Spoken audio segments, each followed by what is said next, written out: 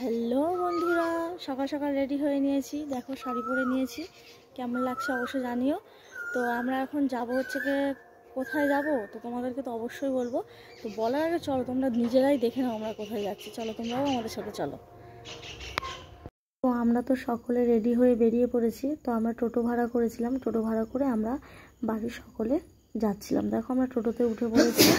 টোটোতে উঠে এখন হচ্ছে রাস্তায় যাচ্ছি। দেখো আমি আছি, আমার দিদি আছে, দিদির ছেলে আছে, বাবা মা আর আমি যাচ্ছি। তো দেখো আমরা কিন্তু এসে গেছি, এই যে এসেছি বদ্রীনাথে। তোমাকে কিন্তু বলাই হয়নি। তো দেখো বদ্রীনাথে এসে গেছি। এখানে প্রথমে ঢুকতেই মানে ফুল মিষ্টি সব কিছু মানে পুজোর জিনিস বিক্রি হচ্ছিল, আর প্রচুর দোকানও বসেছিল। আর এই দেখো একটা বড় শিব ঠাকুর হচ্ছে কি এখানে বসানো, মানে তৈরি করেছে, এটা আগে দেখিনি, নতুন মনে হচ্ছে হয়েছে। যাই হোক এখানে উত্তরীয় বিক্রি হচ্ছে। তো তোমরা তো সকলেই জানো জয়রামপুরের মেলাতে বা এই নীল পুজোরেতে সবাই উত্তরী নেয়। তো আমার বাবা আর মা উত্তরীয় নিয়েছে, কিনে নিয়েছে।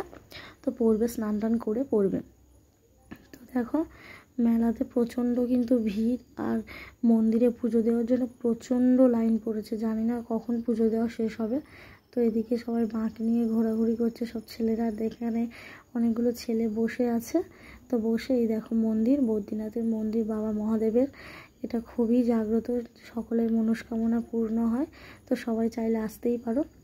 তো এটা হচ্ছে গিয়ে দেখো আমার দিদির ছেলেকে নিয়ে এবার পুজো দিতে যাব। তো স্নান করব তার আগে। তো দেখো এখানে পুকুরে গঙ্গাতে সবাই স্নান করার জন্য, দেখতে পাচ্ছ কত ভিড়। তো এবার স্নান টান করে নিয়ে, আর এখানে এই যে কপালে ইয়ে করে দিচ্ছে মহাদেবের যেমন থাকে আর কি। তো আমিও নিয়েছি, মা আমার দিদির ছেলেও নিয়েছে। আর পুজো দিতে ঢুকবো কি তার আগেই হচ্ছে কি এত ভিড়। দিদির একজন চেনা জানা ছিল, তাই হচ্ছে কি মানে ইয়ে করে ঢুকিয়ে দিয়েছে, কিন্তু আমরা নাহলে আজকে পুজো দিয়ে উঠতেই পারতাম না। দেখো আমার দিদি পুজো দিচ্ছে।